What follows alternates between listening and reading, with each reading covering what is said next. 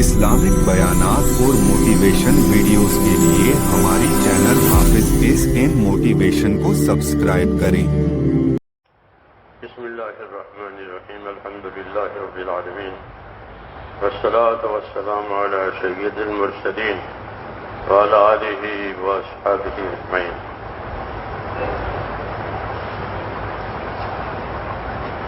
एक दुआ मसनून है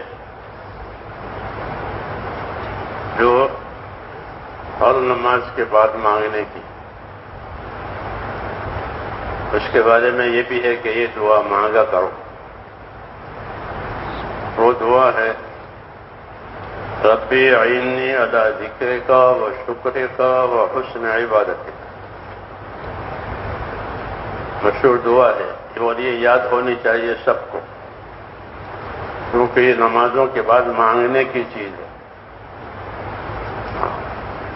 रब्बी अइन्नी अला ज़िक्रिका व शुक्रिका व हुस्न इबादतिक। इसका मतलब ये है, या अल्लाह मेरी मदद फरमा, मेरा हाथ बटा, मेरी आनत और मदद कर। किस बात पर?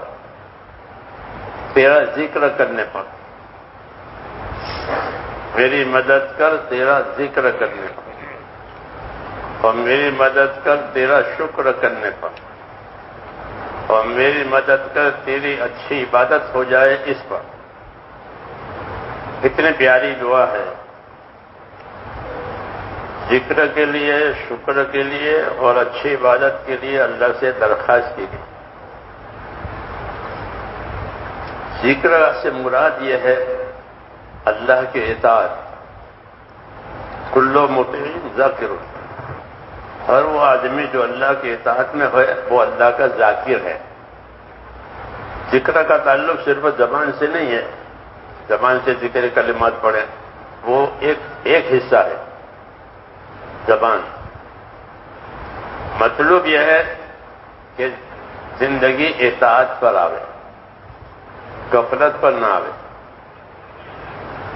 इसलिए ये दुआ मांगी गई है, अइन्नी अला ज़िक्रिक, या अल्लाह मेरी मदद कर कि मैं तेरा जाकिर बनूं, गाफिल न बनूं। तो जाकिर वो कहलाता है कि जो अल्लाह की इताअत और ताबेदारी पर, उसी को जाकिर कहते हैं। जो इताअत ताबेदारी पर न हो, चाहे जितने वजीफे पढ़े, जी हाँ, वो मोतबर नहीं है। ऐसे बहुत लोग हैं कि लंबे लंबे वजीफे पढ़ते हैं, वो नहीं, बल्कि जाकिर वो है कि जो अल्लाह के इताअत पे हो। जबान से जिक्र करने का हुक्म इसी हिकमत की वजह से है कि जबान से जाकिर बने, ताकि गफलत रोज रोज दूर हो जाए और जो असल मकसद है वो हासिल हो जाए, अल्लाह के इताअत। तो इसलिए ये दुआ सिखाई है, रब्बी अइन्नी, कि अल्लाह मेरी मदद फरमा तेरे जिक्र करने पर, कि मैं तेरा जाकिर बनूं, गाफिल न बनूं। हमारी तरफ, अल्लाह की तरफ से दो चीजें आती हैं, एक अल्लाह के अहकामात आते हैं और एक नेमतें आती हैं। ये दो चीजें बराबर हमारी तरफ आती रहती हैं कि हाँ, जैसे जैसे हालात होंगे वैसे अहकाम आएंगे। जैसे अभी ईशा का वक्त हुआ तो ईशा की नमाज का हुक्म आया, फजर का वक्त हुआ, फजर का हुक्म आएगा। मालदार है तो मालदारी के अहकाम आएंगे, गरीब है तो गरीबी के अहकाम आएंगे। हर हालात के हुक्म हमारी तरफ आते रहते हैं। एक दूसरा, हमारी तरफ नेमतें भी आती रहती हैं। हाँ, हर वक्त अल्लाह ताला की नेमतें हमारे साथ है कि अल्लाह ने अपनी नेमतों से हमको ढांप दिया है। ये कहा अल्लाह ताला ने, नेमतों से तुमको ढांपा गया। तो ये दो चीजें हर वक्त हमारी तरफ आती है, अल्लाह के अहकामात आते हैं, नेमतें आती हैं। इसके तकाजे पर यह दुआ है, अइन्नी अला ज़िक्रिक, कि मेरी मदद कर ताकि जाकिर बनूं, कि जो जो हुक्म मेरी तरफ आवे मैं उसे गाफिल न बनूं। इज्तिमाई हुक्म आवे, इंफरादी हुक्म आवे, मुख्तलिफ मौसमों के हुक्म आते हैं, जी हाँ, तो उन हुक्मों के बारे में जाकिर बनूं, गाफिल न बनूं। इस पर मेरी आनत फरमा।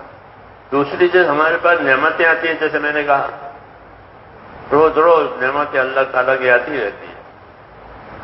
तो उन नेमतों का तकाजा यह है कि आदमी शाकिर बने, نعمت کے جواب میں ناشکرہ نہ بنے یا نعمت ہے اس کو غافل نہ کرے.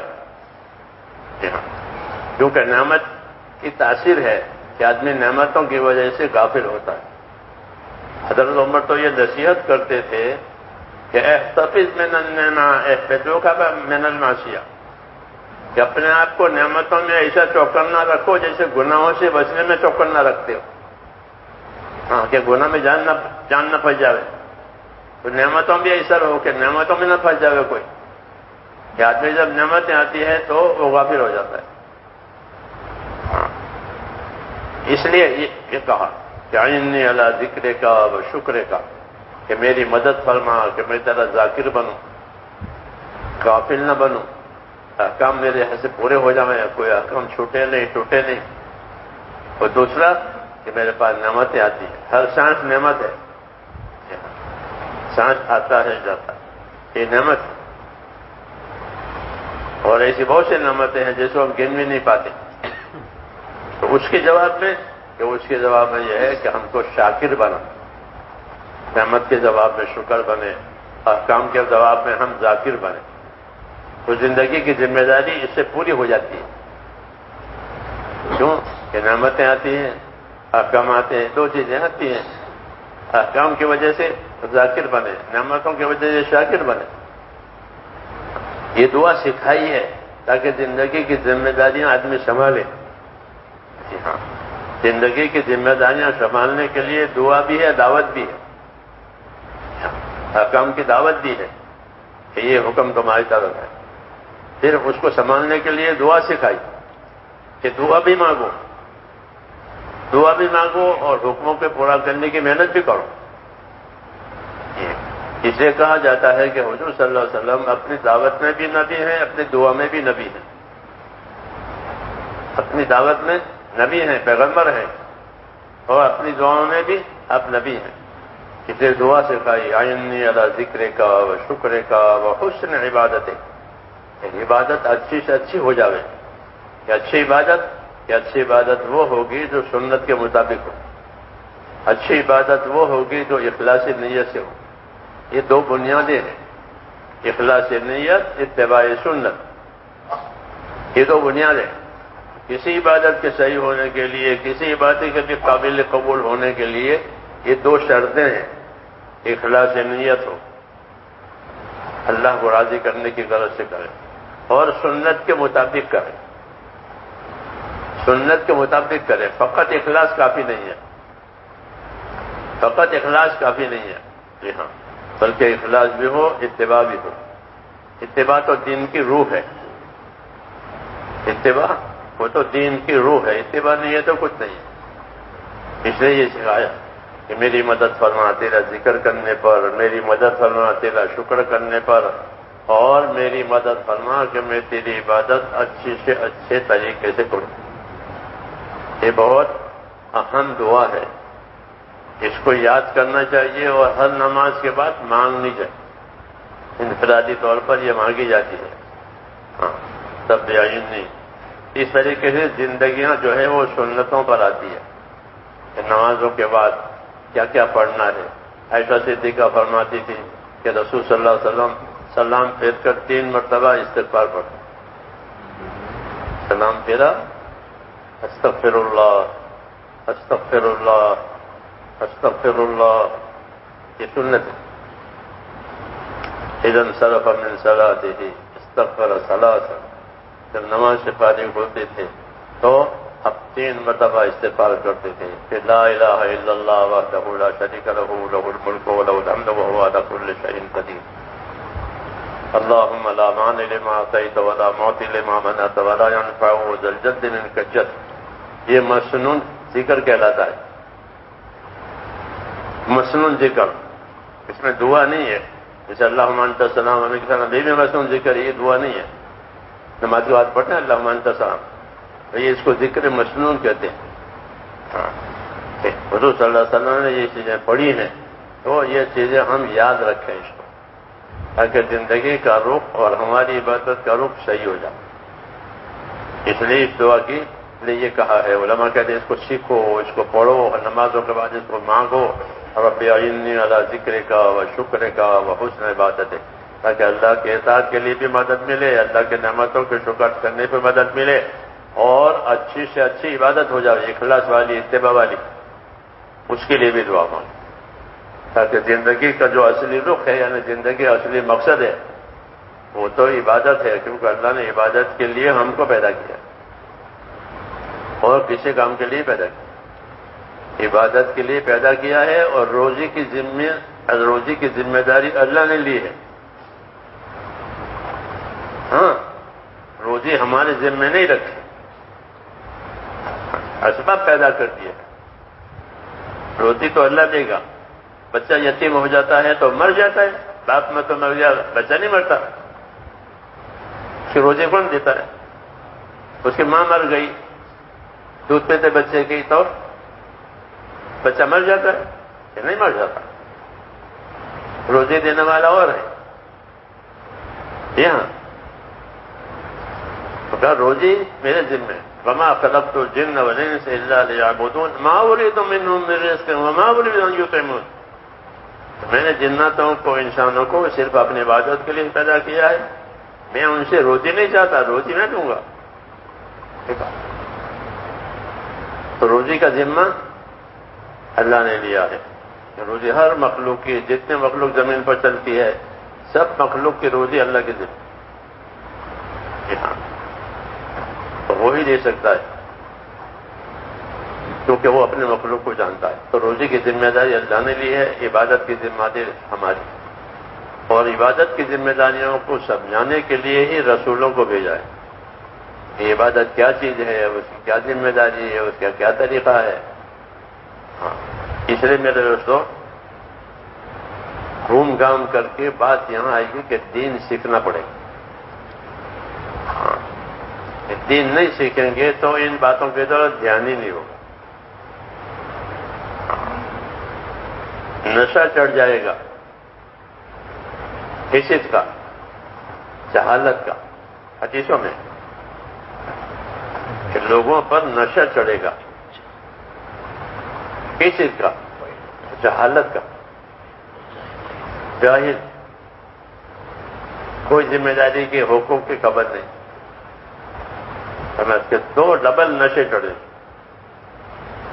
ایک جہالت کا نشہ چڑھے گا اور ایک عیش کے محبت کا نشہ چڑھے گا کہ مجھ کو دنیا میں عیش ملے۔ یہ دو نشے لوگوں پر چڑھیں گے، جس کی وجہ سے وہ اپنی ذمہ داری پوری نہیں کریں گے، یہ بتایا ہے۔ اس لیے بھائیو اپنی زندگی کو سنبھالنا ہے، ہاں، اور منع ہے کہ کوئی عیش پرستی نہ کرے، عیش پرستی نہ کرے، ایاک والتنعم، عیش پرستی سے بچو۔ عیش پرستی ہو گئی، کھانا مل گیا، اسباب مل گئے، مال مل گیا، اب کوئی چیز کی پرواہ ہی نہیں ہے، قبر کیا ہے، قیامت کیا ہے، حساب کتاب۔ ہاں، یہ نشہ ہے کہ وہ اصل چیز بھول گئے۔ جی ہاں، اس لیے اپنے آپ کو دیندار بنانا یہ ضروری ہے، زندگی کی ذمہ داریوں کو سمجھنا یہ ضروری ہے۔ ہاں، خالی ہم تو زندگی کی ضرورتوں کو تو سب سمجھتے ہیں، کھانا ہے، پینا ہے، مکان بنانا، ضرورت ہے، تو غیر مسلم بھی سمجھتے ہیں، وہ اصل نہیں ہے، اس کا تعلق تو موت تک ہے۔ ضرورت اسے کہتے ہیں جو موت پر ختم ہو جائے، ذمہ داری وہ ہے کہ موت کے بعد پھر اس کا جھگڑا کھڑا ہوگا، کیا کیا کیا نہیں کیا۔ اس لیے اصل اپنی ذمہ داریوں کو سمجھنا ہے، اسی کو دینداری کہتے ہیں کہ دین ذمہ داری ہے۔ دین کا ترجمہ ہوتا ہے بدلہ، دین عربی زبان کا لفظ ہے، دال یہ نون، اس کا ترجمہ ہے بدلہ۔ دین بگاڑا ہے تو برا بدلہ آئے گا، دین بنایا ہے تو اچھا بدلہ آئے گا، بدلہ آئے گا، کیونکہ دین کا معنی ہی بدلہ ہے۔ دین کے معنی جزا، بدلہ۔ تو اگر دین بگاڑا ہے تو برا بدلہ آئے گا، دین بنایا ہے تو اچھا بدلہ، بدلہ ضرور آئے گا۔ اس لیے اپنے دین کو سنبھالنا ہے، اپنے دین کو سیکھنا ہے، اور اپنی ذمہ داریوں کی فکر کرنی ہے۔ اللہ توفیق عطا فرمائے۔ اللهم صل وسلم وبارك على سيدنا محمد النبي الأمي وآله وصحبه أجمعين۔ ربنا وفقنا لما تحب وترضى من القول والعمل والفعل والنية والهدى إنك على كل شيء قدير۔ اللهم أقبل بقلوبنا إلى دينك وأقبل بقلوب جميع المسلمين إلى طاعتك۔ ربنا آتنا في الدنيا حسنة وفي الآخرة حسنة وقنا عذاب النار، وصلى الله تعالى على سبحان ربك رب العزة عما يصفون وسلام على المرسلين۔